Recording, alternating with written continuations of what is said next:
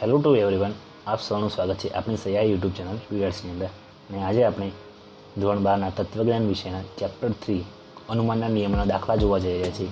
આ વિડીયોનો આ ચેપ્ટરનો પાર્ટ 3 છે. આના પહેલાં આપણી ચેનલની અંદર 2 પાર્ટ મૂકવામાં આવે છે જેની અંદર નિયમો સમજાવવામાં આવ્યા હતા. તો તમે એ પાર્ટ્સ પહેલાં મસ્ટ જોજો, ત્યારબાદ તમે આ પાર્ટ જોશો તો તમને દાખલા સારી રીતે સમજણ આવશે. તો આજે આપણે મુખ્ય નિયમોના દાખલા ગણવા માટે જે હોય છે એ આપણે જોઈ લઈએ.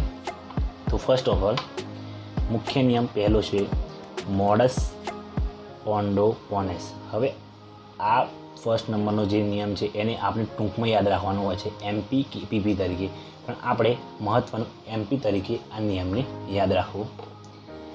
હવે આનું રૂપ કેવું છે, એટલે કે સૂત્ર જ ગણી લઈએ આપણે. તો આનું રૂપ છે P શરતી Q, P માટે Q. આપણે જો આને યાદ ના રાખવું હોય તો આપણે ફક્ત MP તરીકે યાદ રાખવાનું, કેમ કે જરૂરી MP એ રીતે યાદ રાખવું જરૂરી છે. ત્યારબાદ છે સેકન્ડ મોડસ ટોલેન્ડો કે ટોલેન્ટ.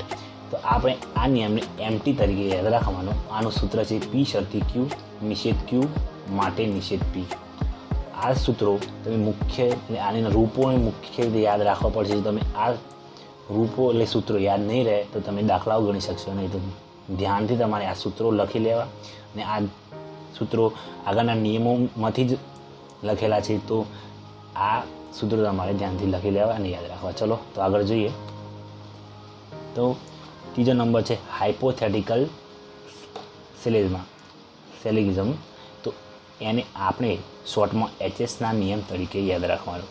તો HSનો નિયમ જોઈએ તો P શરતી Q, Q શરતી R, P શરતી R. તો આ નિયમ કેવી રીતે બને જો, તો P શરતી Q અને Q શરતી R આ બંને આપેલા હતા. તો આપણે શું કર્યું, P શરતી R એટલે કે આ અને આનું આપણે એના માટે આ નિષ્પન્ન કર્યું. આપણે આગળના જો તમે વિડીયો જોયો હશે તો તમને ખબર છે કે આ HSના નિયમ કેવું હોય કે આ બંને વિધાનો આપેલા હોય તો આ નિષ્પન્ન કરાય. તો કેવી રીતે, આમાંથી આપણે આ નિષ્પન્ન કર્યું. એમ એ જ રીતે આ પણ જોઈએ તો આ છે ડિસ્ગસ્ટિક્સ લેમાં. તો એની અંદર શું, તો આને ટૂંકની અંદર DSનો નિયમ તરીકે યાદ રાખવાનો. આપણે આના પર વધારે જવાનું નહીં, બટ DSનો નિયમ તરીકે યાદ રાખવાનો. તો DSનો નિયમ કેવો છે, P વિકલ્પન Q અને નિષેધ Q આ બંને વિધાનો આપેલા હોય તો માટે આપણે P આ બંને આપેલા હોય તો આ નિષ્પન્ન કરી શકીએ. જો તમે આ નિયમને સમજી ના શકતા હોય તો તમે આગળના વિડીયો જરૂરથી જોજો. ત્યારબાદ આ પણ એનું ઉલટું પણ કરી શકાય, P વિકલ્પન Q નિષેધ P માટે P Q. તો આપણે આ નિયમો પરથી દાખલા આ રીતે આપેલું હોય ને આપણે આ રીતને નિષ્પન્ન કરવાનું, એ રીતે આપણે દાખલા ગણવાના હોય છે. ત્યારબાદ પાંચમો નિયમ છે CDનો. તો CDનો આખો નિયમ જોઈ લઈએ તો P શરતી Q, R શરતી S આપેલા હોય અને P વિકલ્પન Q આપેલા હોય. તો જે રીતે આપણે આ બંને CDનો નિયમ છે કંજક્શન ડિલેમાં, તો P શરતી આ બંનેનો આપણે P વિકલ્પન R કરીએ તો Q વિકલ્પન S એ માટે આપણે કરી શકીએ. ત્યારબાદ સિમ્પ્લિફિકેશનનો નિયમ, સિમ્પનો નિયમ છે એકદમ ઇઝી. P સમુચ્ચય Q આપેલું હોય તો P કરવાનું, અને P સમુચ્ચય Q આપેલું હોય તો Q પણ કરી શકાય. સાતમો નિયમ છે કંજક્શનનો નિયમ. એને આપણે ટૂંકમાં કંજક એ તરીકે યાદ રાખો. તો P અને Q એટલે કે બે વિધાનો આપેલા P અને Q, તો આપણે એનું શું કરવાનું, સમુચ્ચય રૂપમાં લેવાનું, P સમુચ્ચય Q કરી લેવાનું. તો P અને Q, તો Q સમુચ્ચય P પણ કરી શકાય, બંને કરી શકાય. અને છેલ્લો છે એડિશનનો નિયમ. તો એને આપણે એડ તરીકે યાદ રાખવાનું. જો P આપેલો હોય, હવે Q નથી આપેલો તો શું કરવાનું, માટે આપણે P કરીને વિકલ્પન લખીને Q એમ એડ કરી લેવાનું. Q આપણે જાતે એડ કરવાનું રહેશે. તો આ નિયમ જ્યારે લાગુ પડતો હશે દાખલાની અંદર ત્યારે આપણે જો P એકલો આપેલો હોય તો આપણે Q એ એડ કરી લેવું પડશે. તો આગળ જોઈએ તો નાના ઉદાહરણો મનોયત્ન 3.1ના છે. તો કેવી રીતે આ ઉદાહરણો કેવી રીતે બન્યા, તો જો આપણે MPનો નિયમ લખી દીધો છે, P શરતી Q, P માટે Q. આ નિયમ લખ્યો P. હવે આપણે શું કરવાનું, આ જે રીતે કરેલું છે એ પણ આ જ રીતે છે, બટ આની અંદર શું આખા વિધાનોને એટલે મૂક્યા છે કૌંસની અંદર. એટલે આપણે શું લાગે કે આને પણ લેવું પડશે, આને પણ સમજ, એવું નહીં. આપણે શું કરવાનું, ફક્ત જો અહીંયા P સમજવાનો, આને Q સમજવાનો, આને P સમજવાનો અને આને Q સમજવાનું. થઈ ગયું, P શરતી Q, P માટે Q. બસ આપણે મુખ્ય કારકને ધ્યાનમાં રાખીને દાખલાને ગણવાનો. તો P આ રીતને અને Q આ રીતના, આને P ગણવાનો અને P અને Q. થઈ ગયું પી શરતી ક્યુ ને કયો નિયમ લગાવ્યો એમપીનો. તો આપણે આને પી ગણવાનું, આને ક્યુ, પી અને ક્યુ, આ રીતે આપણે દાખલાને ગણવાનું. ત્યારબાદ જોઈએ તો એમટીનો નિયમ. તો એમટીના નિયમ કેવો હોય છે? જો પી શરતી ક્યુ, નિષેધ ક્યુ માટે પી.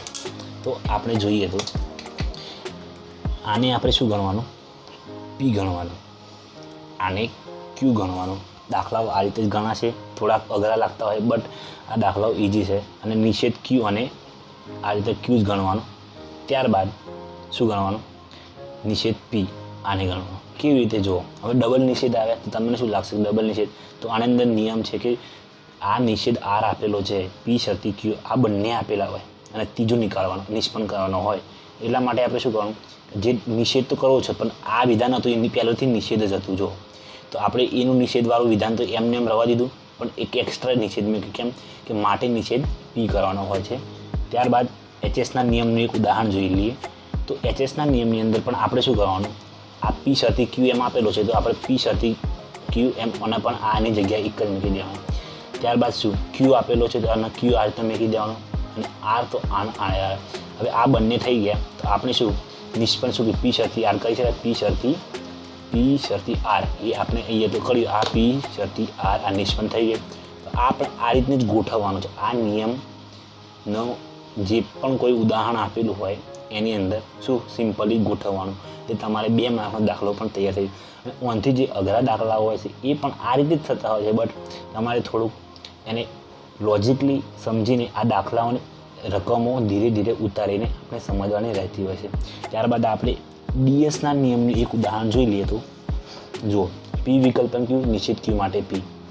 આવવાનું ફક્ત આપણે શું ડીએસના નિયમોનું રૂપ એટલે કે શું એનું નિયમ યાદ રાખવાનો જરૂરી છે કે આની અંદર કેવું હોય. બસ પછી તમે જો તમને નિયમો ખબર નહીં હોય તમે દાખલા ગણી શકશો નહીં. તો તમારે શું કરવાનું? જો હવે આપણે શું કરવાનું? નિષેધવાળું વિધાન છે એનું મતલબ એ નહીં કે આ નિષેધ પી ના આવે. એના માટે શું આપણે આખું વિધાન જ ગણવાનું હંમેશા. આ વિધાન ફક્ત ને ફક્ત શું છે? પી જ છે. અને આ આર છે તો આને શું ગણવાનું? ક્યુ જ ગણવાનું, ક્યુ. પછી શું? નિષેધ આર છે તો નિષેધ ગણાય. કેમ કે નિષેધ આર વાળું છે, નિષેધ પી છે. એક સિંગલ વિધાન હોય એટલે નિષેધ વાળું તો નિષેધ જ હોય. તો નિષેધ આર એટલે આપણે આને શું નિષેધ ક્યુ ગણી લેવાનું. માટે જો પી વિકલ્પન ક્યુ, નિષેધ ક્યુ માટે પી આવતું હોય તો આખું વિધાન નેચર આવી ગયું. કેમ કે આ પી છે તો આ પણ પી થયું. ત્યારબાદ વિદ્યાર્થી મિત્રો બીજું આગળનું ઉદાહરણ જોઈએ તો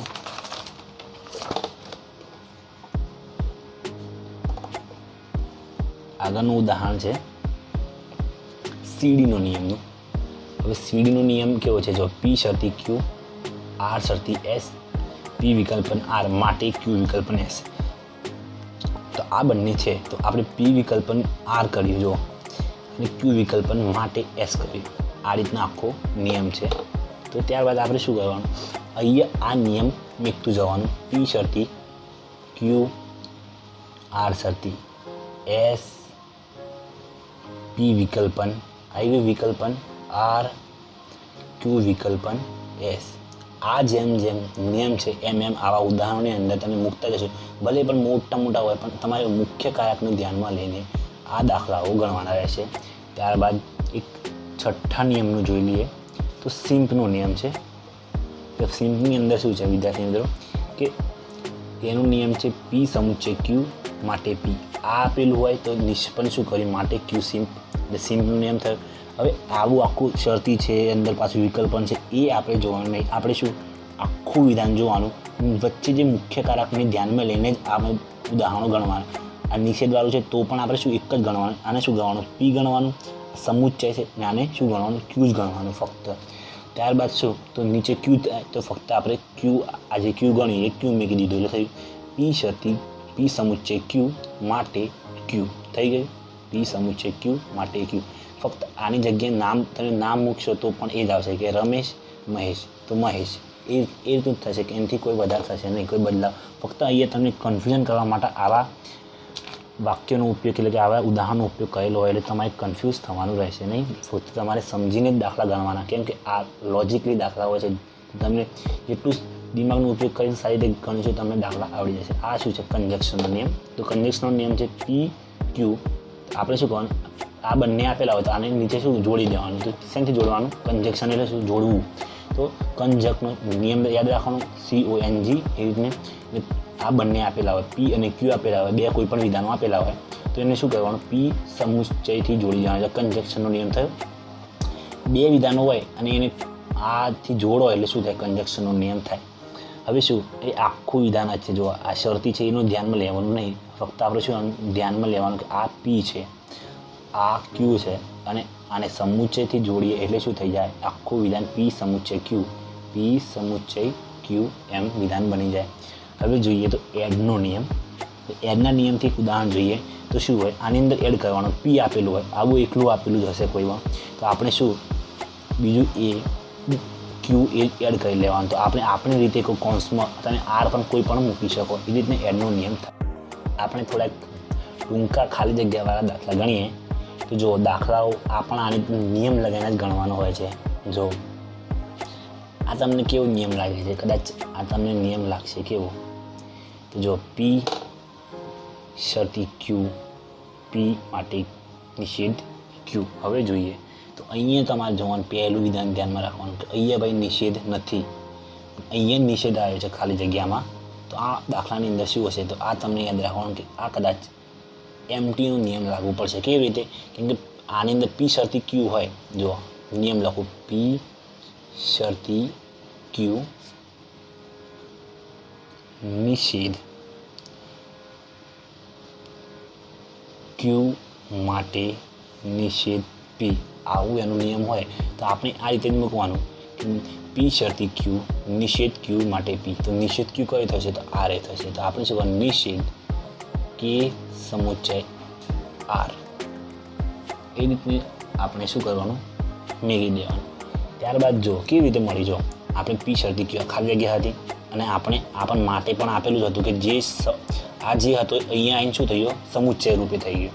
તો આપણે નિયમ યાદ આવે કઈ એમ સમુચ્ચયવાળું P ક્યારે સમુચ્ચય બને, કયા બને, તો આપણે MTનો નિયમમાં ખબર છે કે આની અંદર નિયમની અંદર શું થાય, સમુચ્ચય પહેલું P એ સમુચ્ચય નિષેધ બને. તો આપણે શું આને P શરતી Q નિષેધ Q માટે P થઈ ગયો. આ નિયમ લાગુ પડ્યો. ફક્ત આપણે નિયમોને ધ્યાનમાં લઈને લખવાનું રહેતું હોય છે વિદ્યાર્થી મિત્રો. ત્યારબાદ આપણે જોઈએ તો નિયમ પૂર્ણ કર્યા બાદ જોઈએ તો લખી દો MT પણ લખી દેવાનો. પછી હવે જોઈએ તો આની અંદર પણ માટે આપણે આપેલું છે. હવે જોઈએ જે વિકલ્પન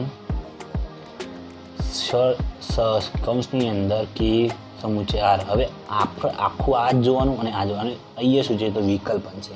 તો વિકલ્પન એવું કયામાં હોય છે, તો આપણે ધ્યાન રાખવા જોઈએ. તો એક તો DSના નિયમની અંદર પણ હોય છે અને એક એડના નિયમમાં પણ હોય છે.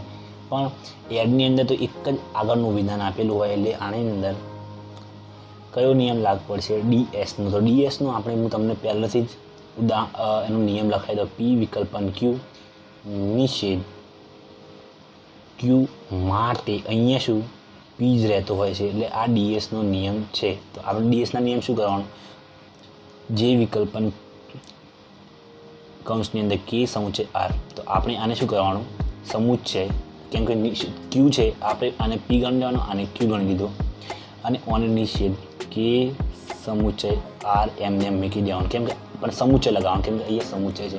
આ DSનો નિયમ થયો. હવે જોઈએ તો બે વિધાનો ઉપરી મૂકે છે, 1 અને 2, અને માટે ખાલી જગ્યા મૂકે છે.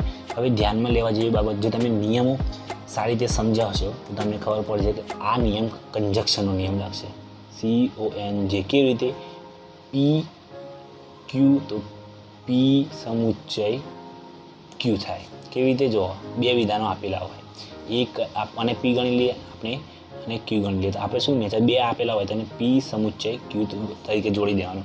તો આ કંજક્શનનો નિયમ થયો. કંજક્શનનો નિયમ આ રીતે યાદ રાખવાનો.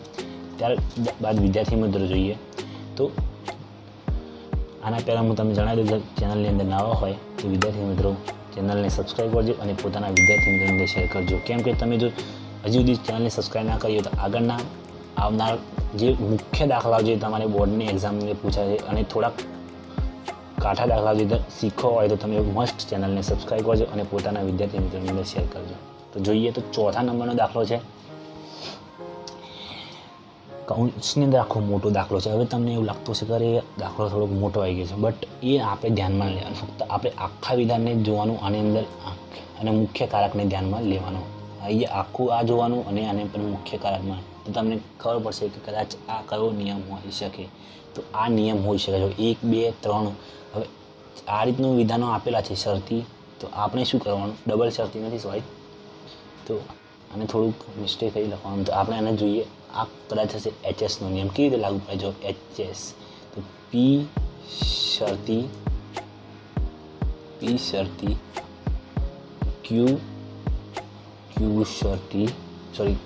ક્યુ શરતી આર અને માટે પી શરતી આર, આવું થતું હોય છે. હવે આ એચએસનો નિયમ તો જુઓ, પી શરતી ક્યુ અને પી અને ક્યુ આપી દેવાનું.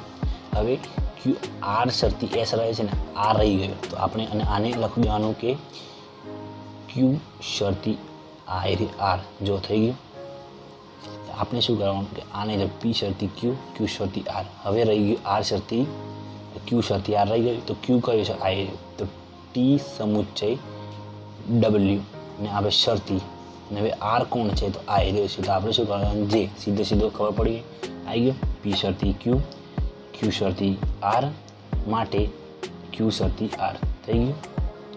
પી શરતી આર થઈ ગયું, પી શરતી આર થઈ ગયું ને, અને આ રે આર અને આ શરતી હતો, સોરી મિસ્ટેક થઈ. હવે પાંચમો દાખલો જોઈએ, તો આ પણ થોડો એકદમ ઇઝી છે. આ થોડો દાખલો સમજીને લખજો. પી શરતી ક્યુ શરતી આર માટે પી શરતી આર એ રીતે મૂક્યું. આ જે રીતે દાખલો એચએસનો નિયમ તમે જોઈ લેજો આગળના વિડીયોની અંદર. તમે જો હજી પણ થોડું ખબર ના પડી હોય તો વિડીયોને ફરીથી જોજો, જેથી તમને ખબર પડી જાય.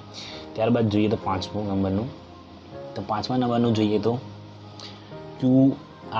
આપણે આ બધું નહીં જોવાનું, આપણે ફક્ત આખું કૌંસ જ જોવાનું કે આ કૌંસના બહાર મુખ્ય લાગુ કયું પડે છે, તો આ લાગુ પડે છે. અને આને પણ, તો આપણે આને કઈ ગણી લેવાનું, એક એમટીનો નિયમ લાગુ પડતો હશે. કયો, એમપીનો નિયમ. કેવી રીતે જો, કેમ કે સાદું, અહીંયા કોઈ નિષેધ નહીં, અહીંયા કોઈ વિકલ્પ નહીં, અહીંયા ફક્ત શું શરતી જ આપેલું છે. તો અહીંયા શું શરતી હોય એટલે એવું વધારે પડતું આપણે કંઈક આગળ વિચારવું નહીં, ફક્ત એટલું જ જોવાનું કે એવો નિયમ લાગુ પડતો હશે. તો અહીંયા જોવાનું કોઈ બીજું કોઈ અહીંયા આપેલું નથી, એટલે એમપીનો નિયમ હશે. તો પી શરતી ક્યુ અને પી માટે ક્યુ ઇઝી. કેમ કે જો 1, 2 હવે અહીંયા નિષેધ પણ નથી, અહીંયા કોઈ વિકલ્પ પણ નથી, કોઈ ડબલ જોઈન કરવાના. પી શરતી ક્યુ પી માટે ક્યુ, તો આપણે પી શરતી ક્યુ એટલે નિષેધ પી વિકલ્પન આર. આપણે આખું વિધાન કરવાનું, એવું ના સમજ નિષેધ છે એટલે કે એમટીનો નિયમ, એવું નથી થતું. આપણે ફક્ત કૌંસની અંદર જોવાનું કે આ નિયમ, આ શું લખે છે, આને પી જ ગણી લેવાનો, આને શું ગણવાનું, ક્યુ ગણવાનું. આ મૂક્યો એટલે આ શું થયું, પી થયું, અને આ કયો છે, આ વિકલ્પન એસ એટલે આબુ ક્યુ, એટલે અહીંયા ક્યુ આવી ગયો, એટલે પી શરતી ક્યુ પી માટે ક્યુ, એમટીનો નિયમ. તો વિદ્યાર્થી મિત્રો, ઈચ્છા કરું છું તમને આ વિડીયોની અંદર સમજણ પડી હશે. તો વિદ્યાર્થી મિત્રો, તમે ચેનલની અંદર નવા હોય તો વિદ્યાર્થી મિત્રો મસ્ટ શેર કરજો, સબસ્ક્રાઈબ પણ કરજો, અને સબસ્ક્રાઈબ કરશો તમને આગળની વિડીયોની નોટિફિકેશન મળશે. કેમ કે આ વિડીયોનો અધૂરો પાર્ટ છે, એની આગળ પણ હું તમને જે મુખ્ય દાખલાઓ છે એ ગણતર શીખવાડે. તો તમે ચેનલને સબસ્ક્રાઈબ કરીને રાખજો અને વિડીયો પોતાના મિત્રોની અંદર શેર કરજો.